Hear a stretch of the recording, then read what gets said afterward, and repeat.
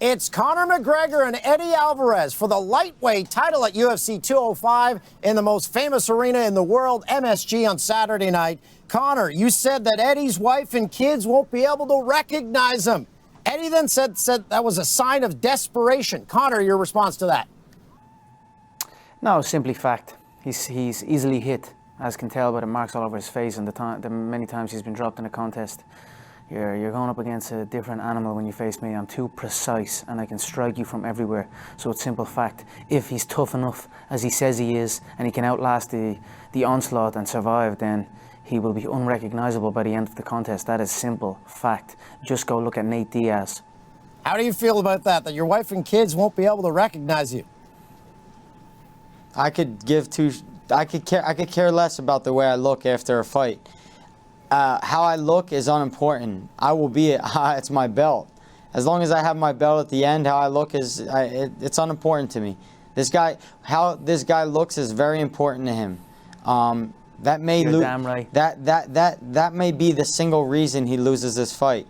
But how I look after this fight isn't of my concern. I'll win, and the fight won't end until I win.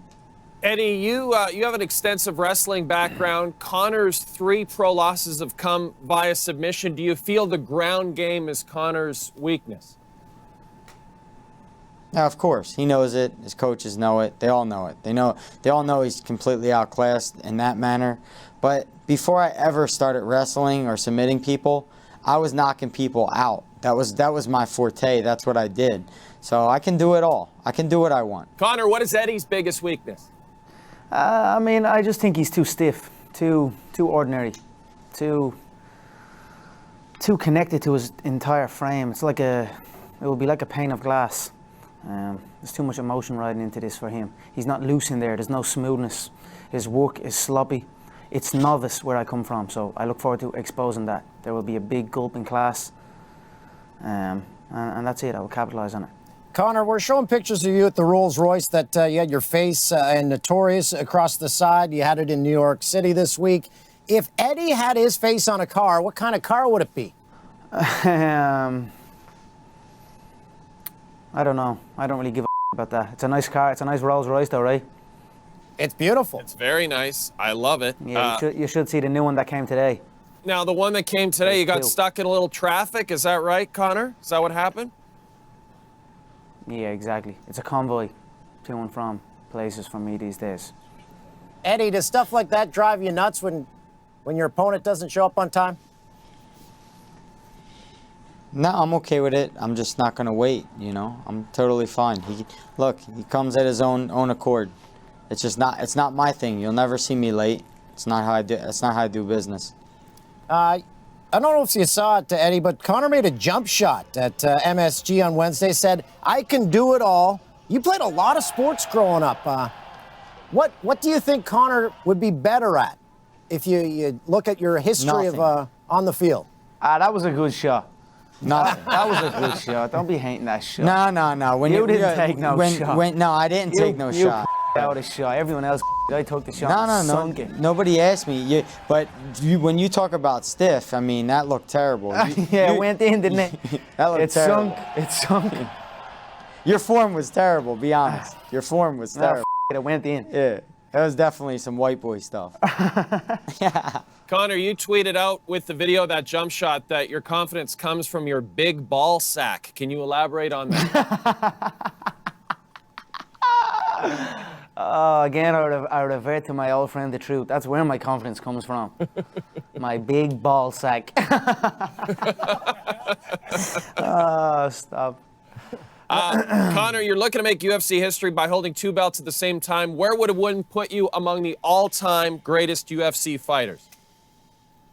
I think it would put me right up there. I mean, they always question my credentials and question my path, and yet no one is able to do what I'm doing. So it would certainly cement my place, I feel, as the pound-for-pound #1 and the greatest to ever do it, period, in all forms, from a fighting standpoint, from a business standpoint, from a numbers-making standpoint.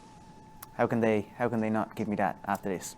We're going to play a quick segment. It's called Questions from My Daughters, Sydney and Ruby. This question comes from Ruby. She's 5. She wants to know, will anyone bleed Saturday night? Eddie, you first.